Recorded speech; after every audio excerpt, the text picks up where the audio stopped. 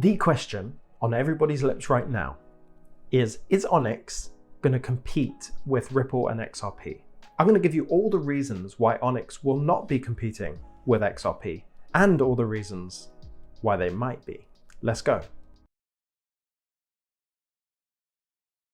Now, you know, a while back, I made a video on Onyx talking about how XRP potentially was to be used in the Onyx platform. And I explained that how their rails for Onyx and their whole JP Morgan system was actually of benefit to XRP, as XRP was allowed to kind of move along those highways, as I said in the video. And this was pure speculation, but I saw a diagram recently of all of the different stacks in DeFi, all of the different layers that you can get into DeFi. And I wanted to figure out where Onyx falls in this layer system and where XRP falls in the layer system. We're talking about CeFi being centralized finance, which is ultimately what Onyx and Ripple and all of these useful assets are going to be anyway.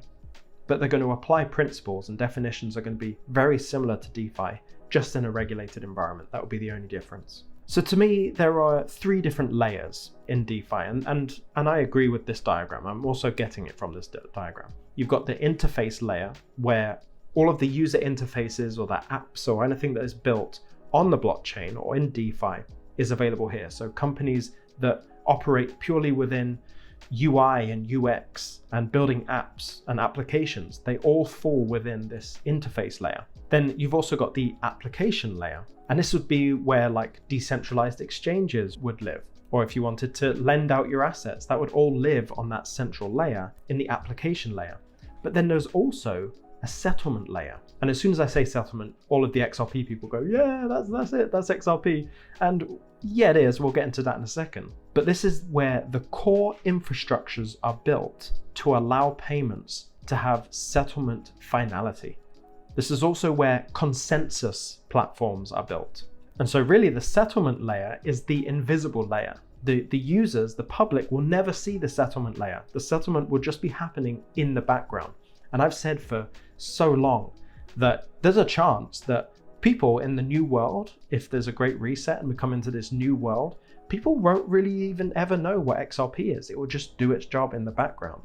Ripple will be one of those companies where everyone thinks Ripple's a bank, but they won't realize to what degree they operate as a bank.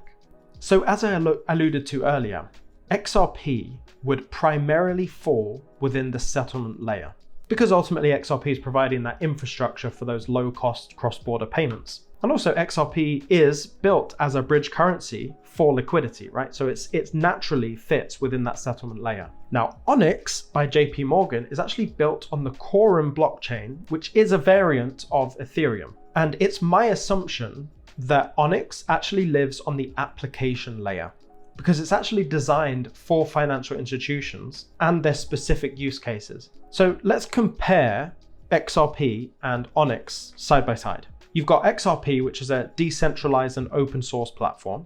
It's also focused on cross-border payments and remittances at this very moment.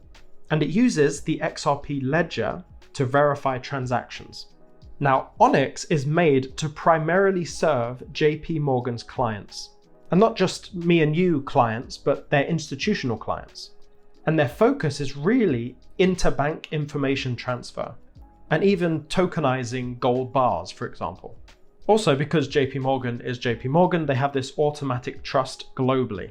And Onyx ultimately has either a positive or a negative impact on XRP, specifically for us XRP holders. So let me get into a few of those. One of the positive impacts about Onyx on XRP is that it legitimizes the space. You can clearly see JP Morgan getting in heavily into digital assets and crypto, and it adds validity to what everything that XRP and Ripple are doing, and potentially could impact the price that way. Ultimately, because it adds more credibility to what's going on. And just like I said previously, because these are operating on different layers, one is on the platform layer, one is on the settlement layer, just like I said in my previous video, there is opportunity there for final settlement, or the settlement of the value that happens on the platform layer, to go through XRP anyway, even if it is JP Morgan on Onyx. The really good thing here is that they are actually looking at different things. They're focusing on different things. But if JP Morgan did in fact decide to alter their mission and did decide to do remittances and cross-border payments, at that point, we could be looking at Onyx being a competitor to XRP. So XRP's role is to settle payment and transactions instantly. That's what it's made to do. And the whole point of that is because you want to reduce either side of the transactions. It's called counterparty risk. So you want to reduce counterparty risk in settlement. Therefore, XRP has been made to reduce counterparty risk. But when you look at Onyx in the whole scheme of this ecosystem, yes, Onyx will serve institutional clients, but because XRP is decentralized and open source, it kind of gives it the edge for settlement finality, especially when you're serving a broader audience, like I think Ripple is. But Onyx's presence in the ecosystem is also really good for the adoption of crypto on an institutional level. If the world sees that JP Morgan are getting into blockchain, they may be more open to looking at different technologies that are outside of JP Morgan. So while I don't think that Ripple and Onyx are actually competing, in some instances they could be, but JP Morgan would have to adapt their strategy significantly and Ripple would have to fail to innovate. So far from what we've seen with Ripple, they've been nothing but innovation. They're operating on different layers. They're not on the platform layer, that's where Onyx is. They're on the settlement layer, and that is really their home.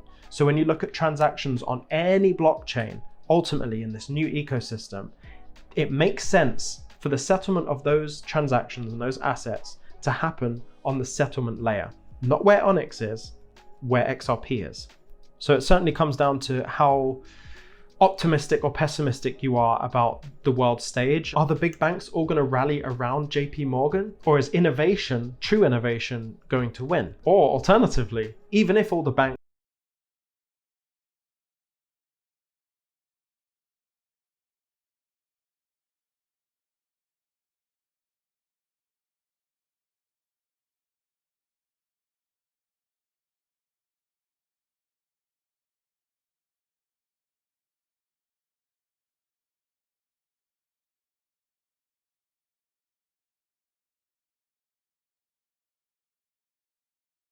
motionless.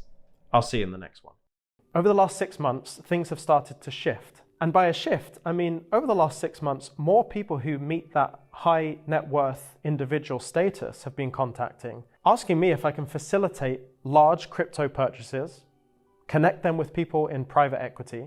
And I've found, quite frankly, that I've been quite good at that. And as time has gone on, I've really realized that I can connect people with some fantastic deals, great investment opportunities, and provide solutions for people at that level that you've probably never thought of. I acknowledge that not everyone is a high net worth individual, at least yet. And so that's exactly why I've created the 1% Mastermind. Over the last 2 years of making content, I've seen one of the biggest demands and needs of the audience is to have a list of professionals that you can contact when this whole thing takes off. When all the money comes in, our portfolios are of high value, what now? What do we do? Who do we contact? There's also a group of individuals that want to improve and do business and network among other millionaires to be. Nobody in the digital asset space has ever seen anything like this. Wherever you are in the world, the plan of the Mastermind is to be able to connect you with professionals, not only in accounting and tax and law and estate planning, but to connect you with individuals who actually understand the assets you hold. We know about this all too well. We call an accountant and you know more about Bitcoin and XRP than they do. And it's not just a directory of professionals that we're offering here. We also have unique investment opportunities for individuals, even if you don't meet the accredited investor requirements. When you think about diversifying your assets in the long term, you might be considering real estate, venture capital, private equity. You won't need to go over here to find a deal. You won't need to go over here to find a deal. It will all be housed in that one central location, and you'll be surrounded by individuals that are on the same page as you and want the same thing, not just for themselves, but they want the same thing for you. In addition to all of that, we'll also have a library of content answering your specific questions, not made for views, not made for engagement, but made specifically to add value to the library of content that there will be. As time goes on, the price of the membership will actually go up, and likely will go up every single week from here on out. So join the 1% Mastermind today, and I'll see you in there.